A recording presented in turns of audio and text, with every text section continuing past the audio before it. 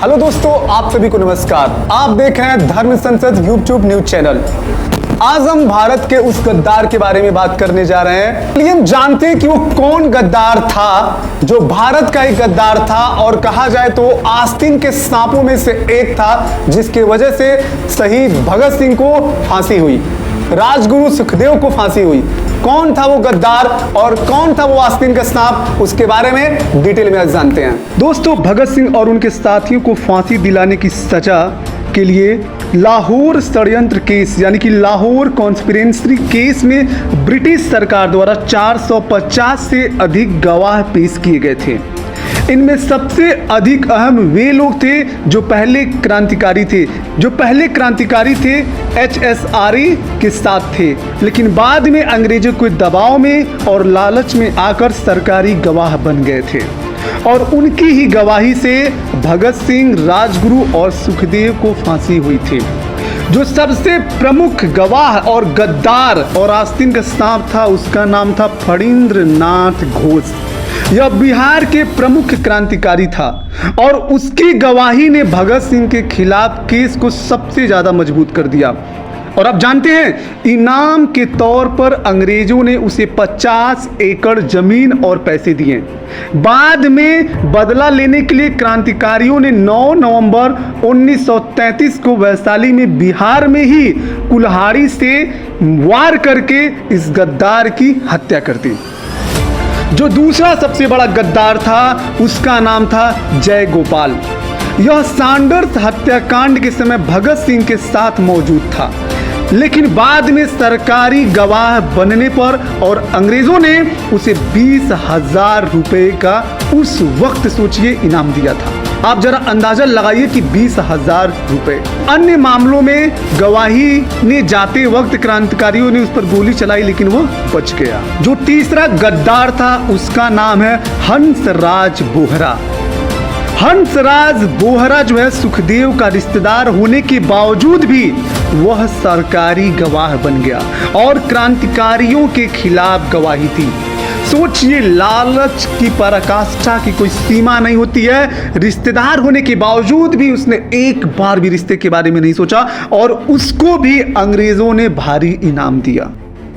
उसके बाद नाम आता है मनमोहन बनर्जी, और मनमोहन बनर्जी भी यह फणींद्र नाथ घोष का ही सहयोगी था, जिसकी गवाही ने केस को काफी मजबूत बना दिया। उसके बाद नाम आता है कैलाशपति। यह भी संगठन का पहले सदस्य था, लेकिन बाद में अंग्रेजों का मुखबिर बन गया, अंग्रेजों का दलाल बन गया और उनका तलवा चाटने लगा। और उसकी गवाही से ही और इसकी भी गवाही से केस को काफी मजबूती मिली। अंत में नाम आता है एक सरदार बहादुर सर शोभा सिंह। सोचिए, इस गद्दार का नाम सर शोभा सिंह के नाम से संबोधित किया जाता था। यह अंग्रेजों के करीबी बिल्डर और लेखक सुखवंत सिंह के पिता थे। इन्होंने भी भगत सिंह के खिलाफ अदालत में गवाही दी थी। सोचिए, सरदार बहादुर सर शोभा सिंह यह आगे चल के दिल्ली का एक बहुत बड़ा बिजनेसमैन बन जाता है। उसके बारे में थोड़ी देर में चर्चा करते हैं। शहीदे आजम भगत सिंह को उनके 2 क्रांतिकारियों के साथ, राजगुरु और सुखदेव के साथ 23 मार्च सन 1931 को शाम 7:30 बजे लाहौर सेंट्रल जेल में फांसी दी गई थी। लाहौर कॉन्स्पिरेसी केस के मामले में ब्रिटिश सरकारी अधिकारी जॉन सैंडर्स की हत्या के आरोप में उनकी सजा हुई थी। लेकिन आपको पता है कि यही गद्दार थे जिन गद्दारों का हमने नाम लिया है। यही मुख्य गद्दार थे जो कभी दोस्त हुआ करते थे और बाद में यही दुश्मन बन गए। अब हम बात करते हैं शोभा सिंह की। शोभा सिंह एक ऐसा गद्दार था जिसको दिल्ली का राजा भी कह सकते हैं, क्योंकि ये बड़ी बड़ी बिल्डिंगें बनाता था, उसमें कमीशन खाता था और बहुत बड़ा एम्पायर भी बना लिया था और इसे नाइट हुड की भी उपाधि दी गई थी।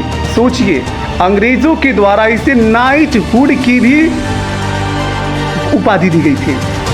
सुजान सिंह पार्क, एम्बेसडर होटल, कनॉट पैलेस, ये सारी जो जगहें हैं, यह सरदार शोभा सिंह की है। उन गद्दारों में से एक गद्दार के बारे में बताने जा रहे हैं जो कहा जाए तो वो राजा की तरह जिंदगी जिया। उसका नाम था शोभा सिंह। शोभा सिंह की संतानें आज भी जो है सुख और राज का भोग कर रही हैं। शोभा सिंह को नाइटहुड की उपाधि दी गई थी। सुजान सिंह पार्क इसी का है। अंबेडकर होटल इसी गद्दार का है। कनॉट पैलेस में जो बड़ी बड़ी बिल्डिंगें हैं इसी गद्दार की है। यह महल सुजान सिंह के नाम से जाना जाता है। रीगल सिनेमा इसी गद्दार का है। जनपद पर पहला बंगला इसी गद्दार शोभा सिंह का है। नई दिल्ली में लगभग आधी से ज्यादा जो प्राइवेट प्रॉपर्टी है वह इसी परिवार की है और यह सब 99 साल की लीज पर दी गई थी। 11 जून 2026 को एलडीयू ने सेंट्रल गवर्नमेंट के आवास मंत्रालय ने पब्लिक प्रेमिसेस एक्ट 1971 के तहत नोटिस दे दिया है। सरकार का कहना है कि 7 एकड़ की जमीन जो 1944 में दी गई थी लीज पर, वो रेसिडेंशियल बनाने के लिए दी गई थी। उस पर अपना पर्सनल होटल बना दिया गया और यह लीज शर्तों का उल्लंघन है, इसीलिए 1916 में यह लीज रद्द हो गई। उसके बाद भी यह लोग उस जमीन का अधिकृत करके कब्जा जमाए हुए हैं। दोस्तों 18 जून 2026 को हाई कोर्ट ने जस्टिस तेजस कार्या की पीठ ने यह अपील सुनने के लिए मंजूरी दे दिया। अब यह मामला 23 जुलाई को रोस्टर बेंच में रखा गया है। अब देखते हैं कि रिजल्ट क्या आता है। दोस्तों यह मामला एम्बेसडर होटल तक सीमित नहीं है।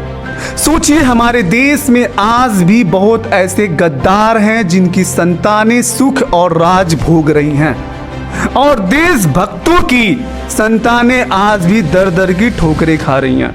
और आप इस वीडियो को ज्यादा से ज्यादा शेयर कीजिए।